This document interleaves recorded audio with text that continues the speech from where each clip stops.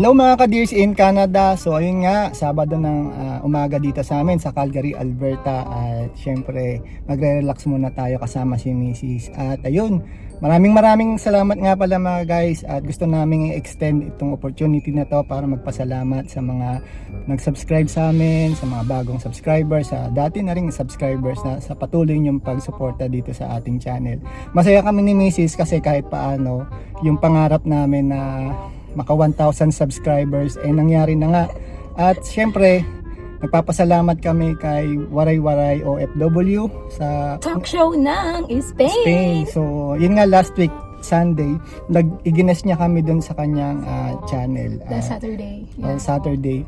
So gines niya kami dun sa channel niya.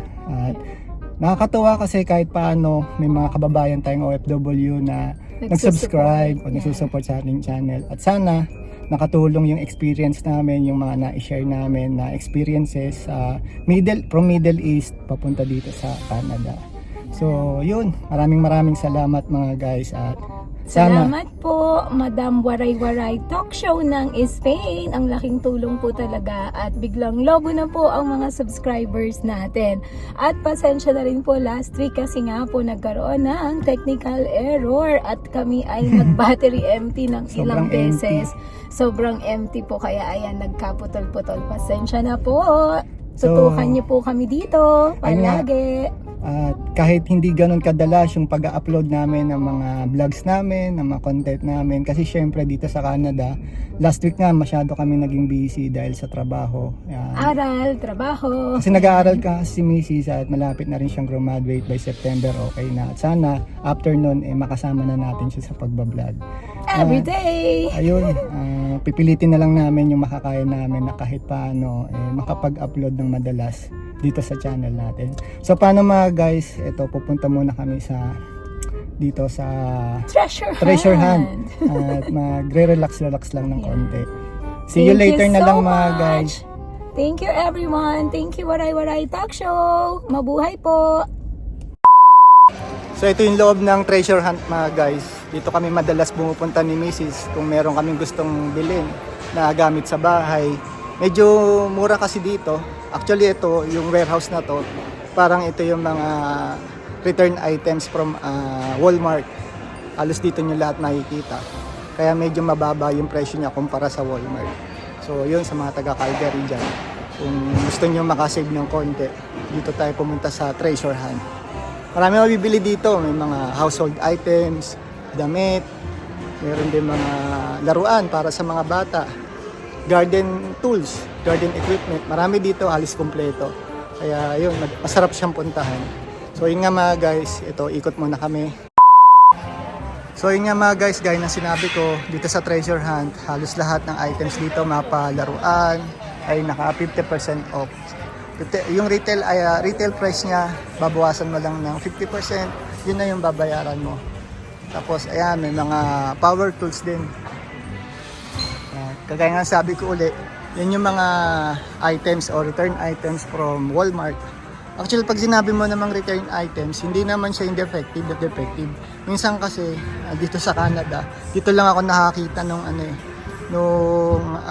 nagamit mo na ng ilang beses. Tapos kapag hindi ka satisfied dun sa product, pwede mo siyang ibalik. Basta balik mo siya ng maayos pa rin para naman yan maibenta nila ng mas mura.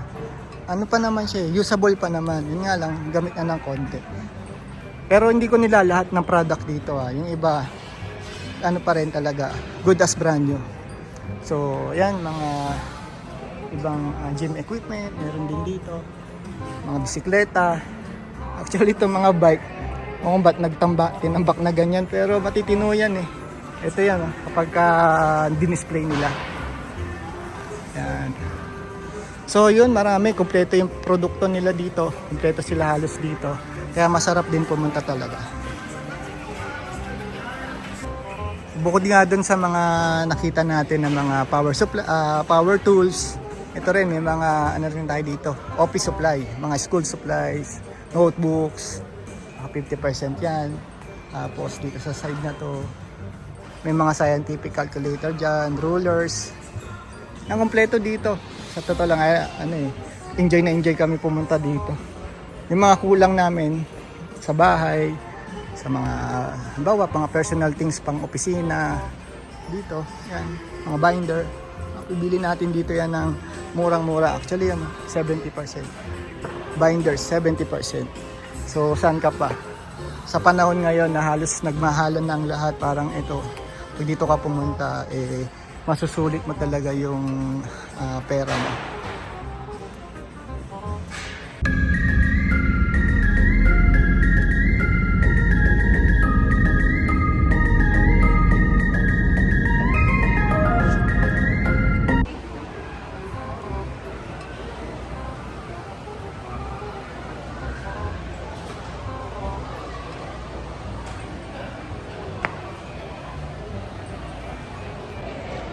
So ayun nga mga guys, nandito tayo ngayon sa Cross Iron Mall at punta tayo dito sa Bass Pro kasi magkakanvas ako ng fishing rod. Siyempre pa-summer na dito sa amin sa Calgary. Balak natin mag-try mag-fishing. Balilibangan din kasi namin to dati nung nasa Middle East kami sa Bahrain. Ito yung libangan namin nila Mrs. Nagpi-fishing kami kapag meron kaming spare time. So andito nga, try natin na mag-check ng mga presyo ng mga fishing rod. So umpisahan natin dito sa mga reels. Ito kasi yung reels tong tawag sa kung saan ikinakabit yung mga tansi. So yung presyo niya depende sa brand syempre. Kung mas maganda yung brand, mas mahal. May mga types tayo ng reels, kaya lang yung common ganito. Ganyan yung common. Tapos yung kadalasan na nakikita ko dito sa North America, ito, mas maganda yata itong gamitin. Ewan ko lang, pero sa Bahrain kasi, ito yung ginagamit namin, yung mga typical na ganyan. Tapos yung brand niya is parang Shimano. So yun, nagre-range siya mula almost 400, 450. Tapos yan yung pinakamura na nakita ko dito, 200. So, yan yung sa reels. Tapos, naman tayo sa mga fishing rods. So, yan, yung fishing rods din, siyempre yung presyo niya. Depende yan sa kung saan gawa. Tapos yung haba, siyempre. Yan, nagdidepende. Yan, nakasale na siya. Dating 198, naging 130 na lang. So yan, marami siyang variety. So dito kasi sa Calgary, dito sa Alberta, all over Canada na din, parang may rules, mahigpit sila sa rules ng pagpipishing. So may mga certain species lang ng mga isda yung pwede mong i-commercialize, yung pwede mong kainin, hulihin. Tapos yung mga hindi kasama dun sa listahan ng mga isda na pwede may commercialize, kailangan mong ibalik sa sa ilog o sa tubig. After naman sa fishing rods, dito tayo sa mga sa mga bait. Tsaka sa mga kawil yung mga yan yung mga taga. So to, medyo okay pa yung price. Depende rin kasi yung depende yung itsura ng taga sa presyo. Siyempre pag mas maganda yung taga, medyo mas mahal. Gaya nito, almost $6 na. Tatlo naman yung niya kasi taga. So yan, yun siya naglalaro, ganyan naglalaro yung price niya. Tapos after ng yung taga, dito naman tayo punta tayo sa mga bait o yung pain. Kabilang section yun eh. So dito sa section na to, puro lang yan. Puro taga yan. Ito. Iba't ibang size. May malaki, may maliit. Tapos depende rin sa kung saan gawa. May stainless, may normal na bakal lang. So ayun, bumili na sila. Ready na talaga sila sa summer. So ito, meron dito sa area na to. Yan, isang set na yan. Ito yung gusto ko na na reels. Pang heavy duty talaga yan. Pang malaki yan na huli yan. Ayan. So yung isang set nga 120 kasama na itong reels. Tapos ito yung isang type na common na reels na ginagamit namin sa Bahrain.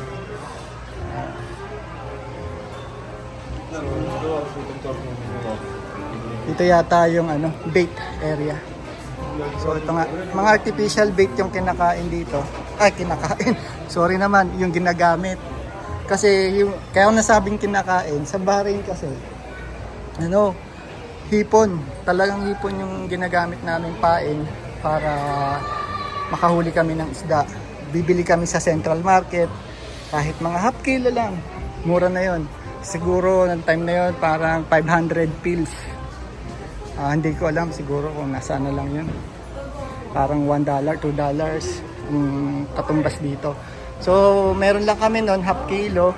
Asahan mo pagtapos naming mag-fishing, ilang kilong isda yung nauhuli namin. So yan nga yung dito yung bait area. Dito kasi sabi nila sa Canada bawal gumamit ng mga malalansa. Yung live bait tawag nila. Meron ako nakikita bulate. Yan. Pero yung mga hipon parang bawal yata yun. Hindi yata approve dito yun. Kaya ayun. Hindi sila binibenta sa market. Ibig sabihin hindi sila binibenta sa mga fishing store. So pinadaanan din ako dito na maliliit na fishing rod. Mahal. Almost $80 na to. Wala pang kasamang reels. Tapos ito naman yung may kasamang reels. Ganon din pala. So ayan, puro maliliit. Hindi ko alam kung paano gagamitin to or kung may mauhuli ka pa. So yun nga sa mga fishing enthusiast. Alam niyo siguro tong lambat na to pagka nakahuli ka ng medyo malaki-laki. Nang hindi ka mahirapang iangat, yan, gamitan mo lang ng net. Huli mo na yan. Madali mo na siyang masasalok. So ito, medyo nakakita tayo ng medyo affordable. Almost $100. Dati siyang $140. So siguro pwede na to.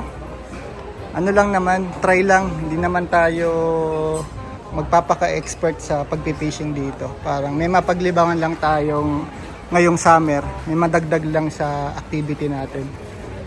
Kung okay na din to, may kasama ng reels. Yun nga lang din natin, di ko nakita kung nasan yung mga tansi nila. Pero dito lang yan siguro sa tabi-tabi. Ayun nga. Tapos syempre may mga may mga murang bait. Nakasale siya 50%. Tapos dito sa area na to, ayan. Ito medyo mas mura to. Mas mura pala to. 35% pala sale. Akala ko $35. 35% pala.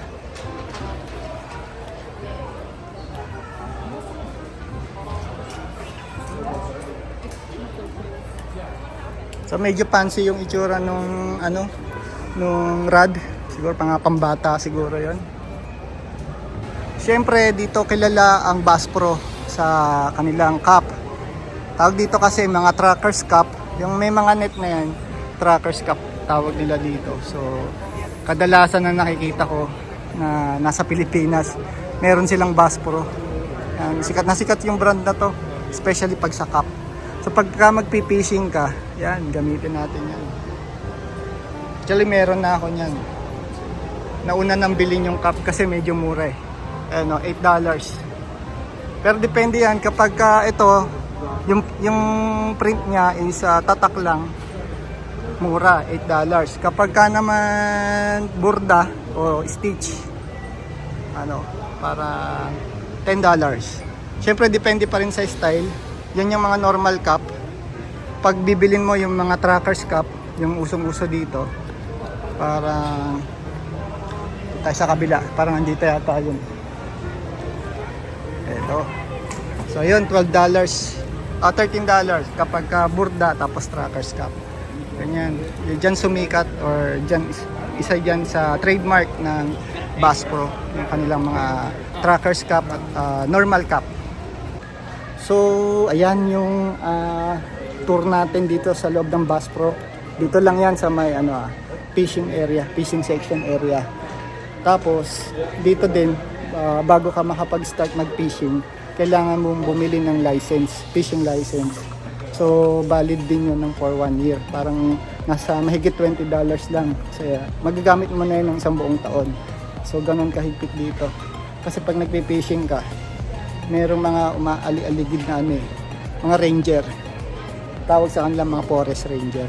Sila yung mga in charge na manita or manghuli kapag lumalabag ka dun sa rules and regulation pagdating sa parks and wildlife. Yun, mga hunting. Pagka ang gamit mo naman sa pag-hunting, mga baril. So, meron din kasing certain na wild yung pwede mong huntingin. Kapag hindi season nung hinahunting mo at natsyempohan ka ng mga ranger, sigurado may kalalagyan. Ayun, ganun din pag sa fishing. Yun, magugulat kami, nagra-random check ng mga huli mo.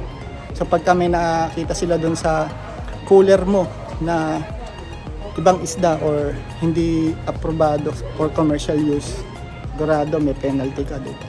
So ganun dito sa Canada, medyo mahigpit. Pero wala tayong magagawa, syempre, iba yung rule dito. Kaya yun. So may nakita tayo dito. Ito yung ginagamit kapag ka magpipishing ka during winter. So binubutas niya yung snow. Yun, magpipishing ka sa ilalim ng snow sa tubig. Yan yung pambutas nun. So ayun nga mga guys, ito mag-iikot muna ako. Hopefully sana makakita tayo ng medyo mura-mura na fishing gear or equipment para naman maging exciting tong summer natin. Paano guys?